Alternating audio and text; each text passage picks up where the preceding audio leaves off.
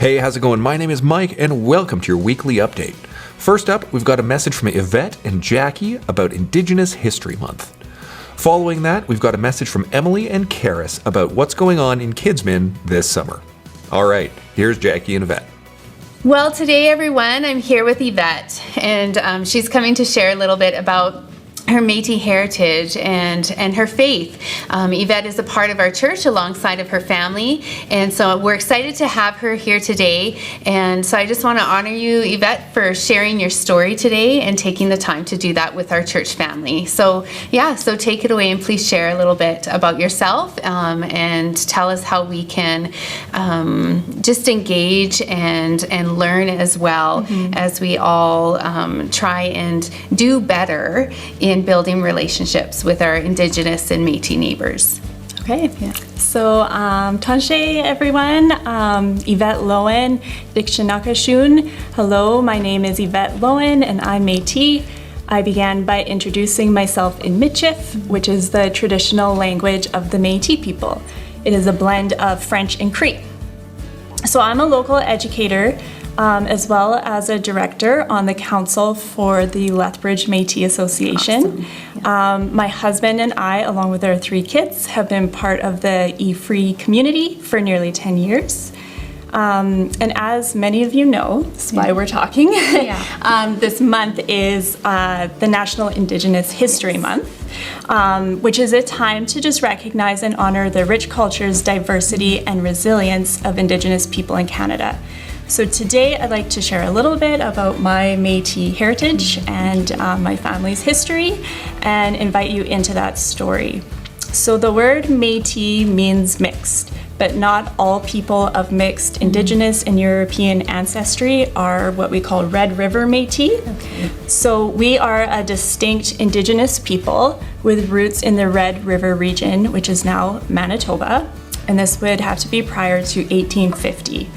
So we played a central role in the fur trade, and we were known for our buffalo hunts, trade routes, and strong community life. And in 1869, so a long time ago, to 70. It is a long time ago, under Louis Riel, who I'm sure most of you have learned about in school, we stood up for our land and rights during the Red River Resistance, and that helped create the province of Manitoba today. Oh, cool. But when Canada began settling the West, many Métis were pushed off their land. The government offered scrip, so this was a paper certificate in exchange for land or money, but it rarely delivered what was promised. So many families, including mine, were left displaced and without any security. Some became known as the road allowance people, so these were Métis who built homes on narrow strips of public land, often without legal rights or services. But despite these hardships, Métis communities held onto their traditions and identity. So like other Indigenous children, Métis were denied education unless they attended residential schools, where they often faced trauma and cultural loss. Later, during the 60s scoop, thousands of Indigenous children, including Métis, were taken from their families and placed in non-Indigenous homes, losing their language and sense of belonging. So this history is deeply personal for me. I didn't grow up getting to practice my culture. My great-grandfather was the last in our family to speak Michif. He told my grandfather to just leave the culture behind because it was safer to blend in than to practice being Métis. So there's a real fear that if you held on to your identity, you might lose your children. Right. And that's tough. So while that pain still exists in our community today, many of us are on a journey of healing and reclaiming what was lost. We're learning the language, reconnecting with traditions, and proudly embracing who we are. Yeah, that's great.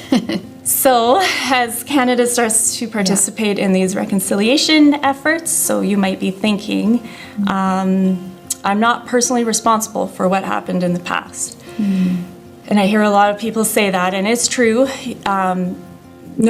Nobody today created these injustices, but a more helpful question I think to ask might be, Am I benefiting from the systems that were built in part by displacing or disadvantaging Indigenous people? Great question. Yeah. So the truth is, many of the freedoms, opportunities, and land access that non-Indigenous Canadians have today came at the cost of Indigenous communities through broken promises, forced removals, and government policies that push people like the Métis to the margins. So recognizing this isn't about guilt. It's about awareness, compassion, and a willingness to walk in truth. That's so good, Yvette. Yeah. And I think as a people of faith, we're called to be peacemakers and repairers of broken relationships. And that begins with understanding, humility, and listening. So this month, I invite everyone here to learn a little more about Indigenous people. You could do this by watching a documentary, reading a book, or attending a local Indigenous event. Sometimes the first step towards reconciliation is simply just being willing to listen and learn. Yeah, thank you so much, Yvette, for sharing a piece of your own heritage and your own family and what that journey has been like for you.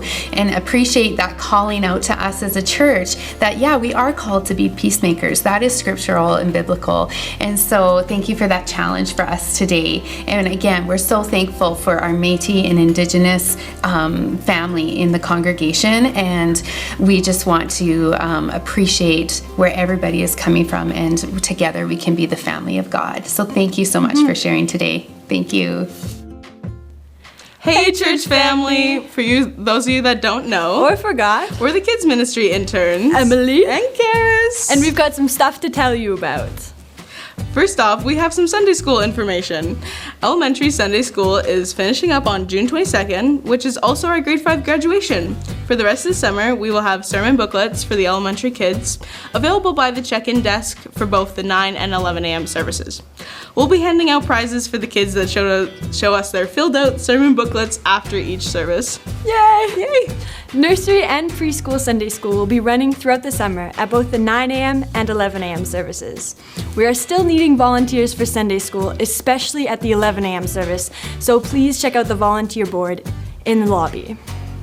Yeah, so Karis, I have to ask here, why are you wearing a winter jacket? It's like 30 degrees outside. But thank you for noticing, Emily. I'm just so excited for our summer day camp this year. The theme is True North, trusting Jesus in a wild world, and I just wanted to be on theme. Well, yeah, I guess you need a winter jacket up north. Yep. And did you know that we're already full in elementary and only have a few spots left in preschool? If spots are full, please join our waitlist. It is not uncommon for families to cancel their registration due to other summer plans. Yeah, and we'll need volunteers to care for all these kids.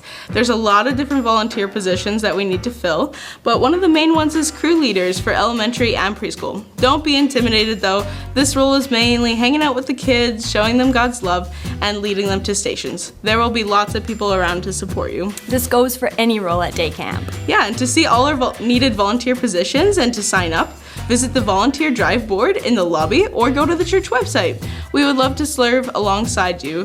Big thank you to all our volunteers who have already signed up. Emily, I can't help but noticing that beautiful decoration you have. Well, yeah, thank you.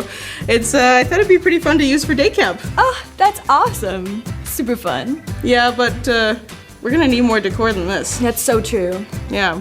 That's why we're having some decorating parties on Friday, June 20th. That's from next 6 week. to 9 p.m. That's next week. And Wednesday, July 9th, in the Kids Zone. That's in a couple weeks. Yeah, so decorating parties run from 6 to 9, and you can come and go as you like. And we'll have snacks. Yum. And don't worry if you're not crafty. We have lots of tasks to do, and there's a job for everyone. And any final things to tell the church, Karis? Please pray for God to continue His good work in Sunday school and help us as we prepare for summer day camp. Bye, Bye, church. Jeremy and Mark have set a big goal to fill 90% of our volunteer needs by September 1st. Take a look at the opportunities at the bulletin board in the lobby and at efreelethbridge.ca/serve. Consider how you might step in and be part of the action. There's a place for everybody. Come find yours. Well, that's all for me. We'll see you on Sunday.